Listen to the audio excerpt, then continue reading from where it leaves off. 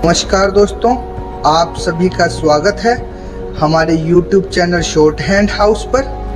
दोस्तों, Hindi short hand dictation प्राप्त करने के लिए आप हमारे YouTube चैनल को सब्सक्राइब करें तथा वीडियोज को लाइक एवं शेयर करें। हिंदी शॉर्ट हैंड डिक्टेशन प्रारंभ होगी 5 सेकंड बाद।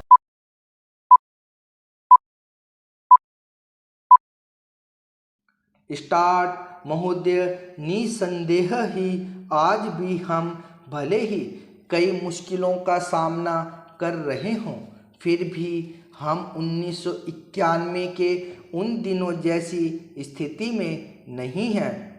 एक राष्ट्र के रूप में हमने काफ़ी भरपाई कर ली है और हम आगे बढ़ने के लिए तैयार हैं। श्री राव के नेतृत्व के बिना यह संभव नहीं था। अब यह अटकल लगाना व्यर्थ और मूर्खतापूर्ण भी है कि कोई और नेता होता तो क्या कुछ ज़्यादा बेहतर किया जा सकता था या नहीं। तथ्य यह है कि वही नेता थे जिनके कारण हम एक ऐसी स्थिति तक पहुंच गए हैं जो देश और उसकी तरक्की के लिए निरापद है। हम जिस अवधि से गुजरे हैं वह बहुत मुश्किल और हलचल पूर्ण थी। सोवियत संघ के पतन और विघटन से हमारी जो कुछ भी अंतर्राष्ट्रीय स्थिति थी उसका आधार ही खत्म हो गया। ऐसा लगता है कि हमारे देश में कुछ लोग इस घटना का पूरा मतलब नहीं समझ पाए हैं। बेशक यह कम्युनिस्टों और आधुनिक समाजवाद के अन्य समर्थकों के लिए बेहद चिंता का विषय था। इससे उन सभी निष्पक्ष देशभक्तों को काफ़ी दुख हुआ जिनके लिए सोवियत संघ अच्छा मित्र था और अकेली विदेशी शक्ति थी जो हमेशा हमारे साथ खड़ी होती थी। उससे हमें काफ़ी नैतिक और भौतिक समर्थन भी मिला था। हमारे देश में सोवियत संघ के तमाम मित्रों में भी सभी लोग यह नहीं समझ पा रहे हैं कि आर्थिक, वैज्ञानिक और प्रौद्योगिकी के हिसाब से इसका क्या मतलब था और है। जब हमें सख्त ज़रूरत थी तो कोई ऐसा नहीं था जिसकी ओर हम देखते। घबराने और अपने देश को दिवालिया राष्ट्र घोषित करने के बजाय प्रधानमंत्री ने मुश्किलों का डटकर मुकाबला किया। हमें इस संकट से निकालने की व्यवस्था की और साहस के साथ देश को एक नए आर्थिक रास्ते पर अग्रसर किया। कांग्रेस ने अपने चुनाव घोषणा पत्र में इसकी मोटी रूपरेखा न बना ली होती तो बेशक यह संभव न हो पाता।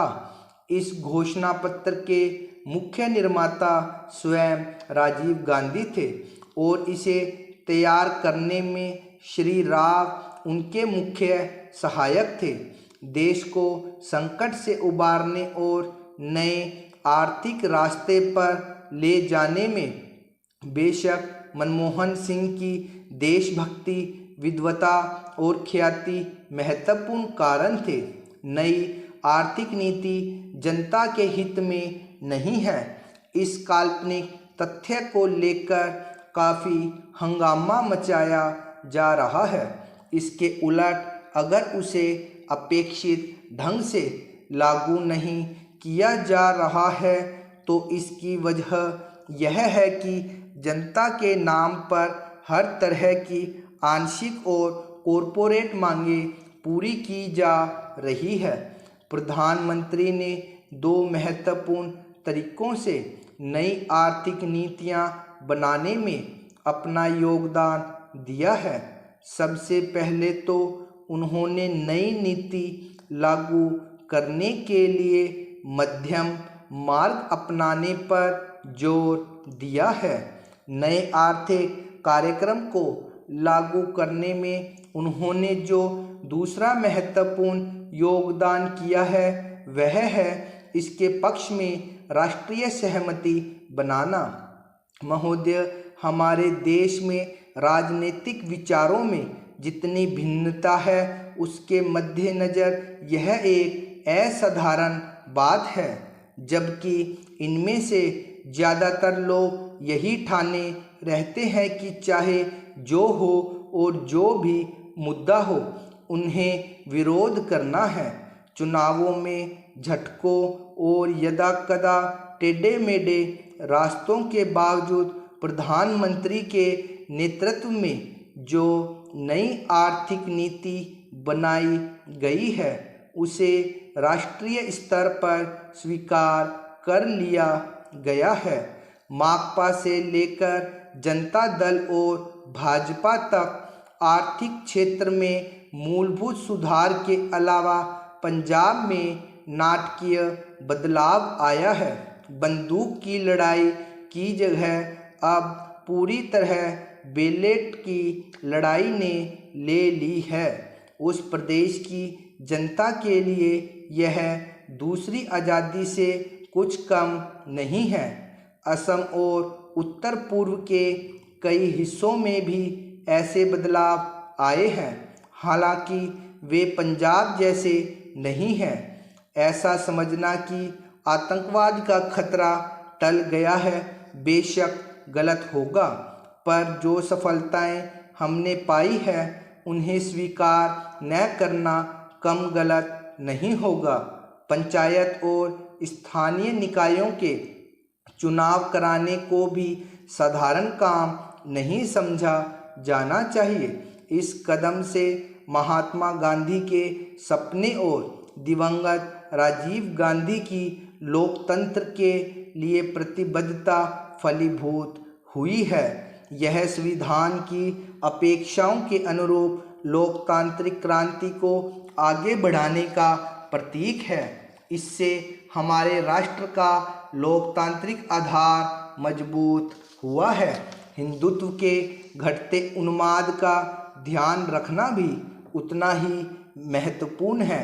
भाजपा और शिवसेना को चुनावी सफलता भले ही मिल गई हो, पर राष्ट्रीय स्वयंसेवक संघ का नेतृत्व भी मानता है कि उसका मुख्य कारण कुछ राज्यों में भ्रष्टाचार, बढ़ती कीमतों, बेरोजगारी आदि जैसी सामान्य समस्याओं से निपटने में कांग्रेस सरकार की नाकामी थी, न कि सांप्रदायिक भावनाएं।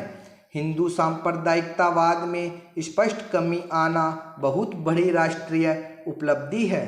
इन सबसे महत्वपूर्ण है सार्वभौमिक मामलों में भारतीय व्यक्तित्व का फिर से उभरना। इसके आयाम हमारे विदेश संबंधों में आर्थिक अंश की वृद्धि से कहीं अधिक है। चीन से संबंध लगातार सामान्य होते जा रहे हैं। भारत ईरान संबंध फिर कायम हो गए हैं। इसी तरह दक्षिण अफ्रीका के साथ परस्पर लाभ के सहयोग की नई संभावनाएं बनी हैं। अमेरिका और अन्य विकसित पूंजीवादी देशों से सहयोग बढ़ाने की दिशा में समुचित ध्यान दिए जाने के बावजूद किसी भी मसले पर हम नहीं झुके हैं। समर्पण की बात तो दूर है, इसमें आर्थिक संबंधों के महत्वपूर्ण स्वरूपों के अलावा रक्षा का क्षेत्र भी शामिल है। इसका सबसे ताज़ा उदाहरण है परमाणु अप्रसार संधि के मामले में हमारा अपनी नीति पर कायम रहना, जबकि इसके लिए हम पर कई दिशाओं से भारी दबाव डाला गया।